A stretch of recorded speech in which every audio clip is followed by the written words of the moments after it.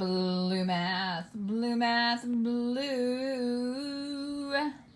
This is going to be an easy one. So, yay. 9-7, it's on page 449 in your book. This is all about 3D figures and looking at something that has depth and looking at a picture of it and being able to do some calculations. Like I said, today is a baby step to tomorrow. I'm going to go over to the right here and talk about this cube that I drew. This cube has 3 vocabulary words that comes with it. When we talk about the face of a 3D shape or figure, we're talking about the side. And so a cube has top, bottom, side, side, front, back. There are 6 faces of this cube. Okay? Cube, you can also think about a dice.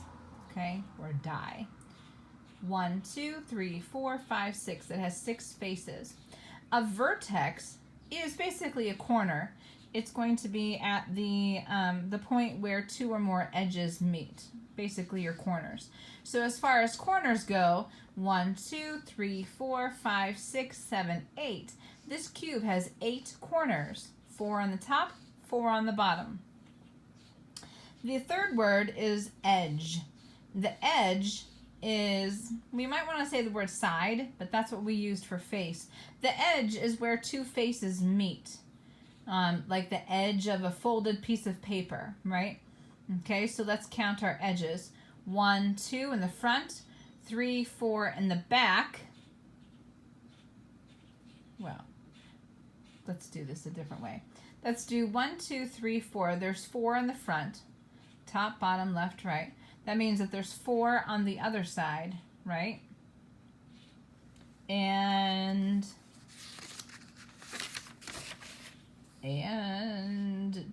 we don't have to recount edges, and so we have 1, 2, 3, 4. So there are 12 edges to this cube. We don't reuse edges. So if you count all my tall lines and all of my lines on the bottom, if you count all my line segments, you should count 12. It took 12 lines to make my shape. 1, 2, 3, 4, 5, 6, 7, 8, 9, 10, 11, 12. Okay? So faces, there are 6. Vertex, there are 8. Edges, there are 12. Over to my left is some more vocabulary that is going to be found on 449 and 450. A prism, we're going to talk about basically prisms and pyramids. A prism is going to be a polygon shape, but it's going to be 3D. So when you look at the chart on the bottom of 449, you have all of those names of prisms because of their polygon. A triangular prism will be because the shape is a triangle, but it's now 3D. Okay? The rectangular prism is what I drew down in the bottom right of your video here. And we're going to use that one a little later. And it's going to go on. A pentagonal prism will be a 5-sided polygon that's a 3D shape. Hexagonal prism, heptagonal prism, octagonal prism. So imagine a stop sign, an octagon, and then extending it so that it was 3D. Okay? So go ahead and write all those on 449 into your measurement and geometry book. Then as we flip to 450, then you have pyramids. Pyramids are a 3D figure with a polygon base, and it must come to a point. Okay? And there are pictures of these on 450. There's a rectangular pyramid picture. Then you have some more shapes called cylinder, cone, and sphere. My sphere is really bad. A cylinder is essentially like a soup can. Okay? Soup can or can of canned fruit or canned vegetables, that type of thing. A cylinder is the mathematical word for that shape.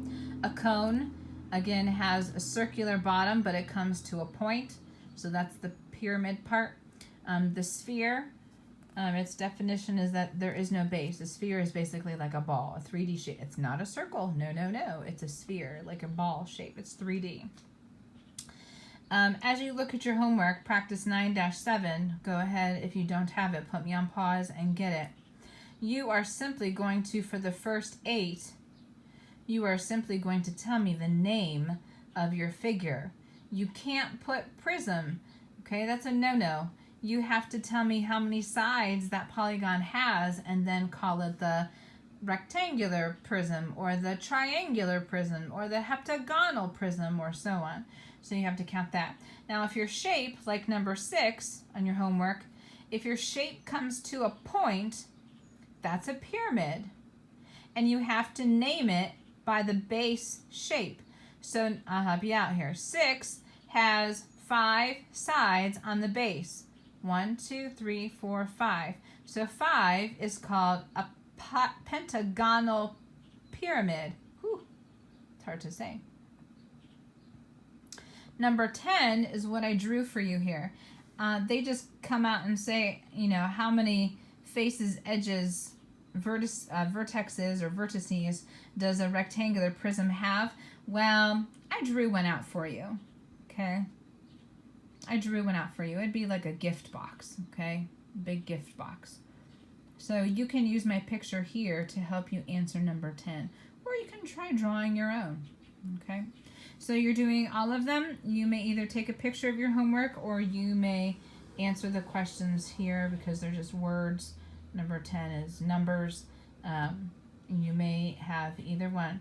This is your second to the last math class as a 6th grader or 5th grader. Claire and Paul, we'll see you next year. So that is your lesson today.